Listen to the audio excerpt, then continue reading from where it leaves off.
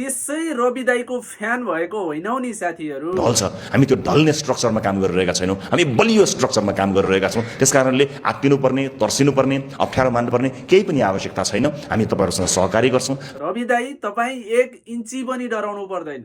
विरोधीहरूले विरोध गरिरहन्छन्, यो पुर्खौँदेखि चलिआएको रीतिरिवाज हो, जसले विशेष गरी तिम्रै अनुहार हेरेर राष्ट्रिय स्वतन्त्र पार्टीलाई भारी बहुमत दिएर सरकारमा पठाएको छ। तिनीहरूले धैर्य गरिरहेका छन्। शेरबहादुर देउवाको जन्मस्थान जुन ठाउँबाट जन्मिएको व्यक्तिले 5 वर्ष प्रधानमन्त्री हुँदाखेरिमा त्यहाँको सुकुम्बासीलाई लाल पूर्जा दिन सकेको थिएन। अहिले तिमीले गरेर देखायौ। खड्ग प्रसाद ओली 3-4 चोटि प्रधानमन्त्री बनेको व्यक्ति आफ्नै क्षेत्रमा लाल पूर्जा दिन सकेको थिएन, त्यो पनि तिमीले गरेर देखायौ। अहिले तिनै शेरबहादुर केपी ओलीहरूले बन्द गराएका सरकारी उद्योगहरू, कल कारखानाहरू हेटौडा कपडा उद्योगबाट खोल्न सुरुवात गरिसकेका छौ। विरोधीहरूको पछि लाग्नु पर्दैन, हामी तिम्रो साथमा छौँ। तिनीहरूलाई 35 वर्ष कुरियो, आशा छ तिमीहरूलाई त्यति धेरै कुर्नु पर्ने चाहिँ छैन। जय देश, जय घन्टी।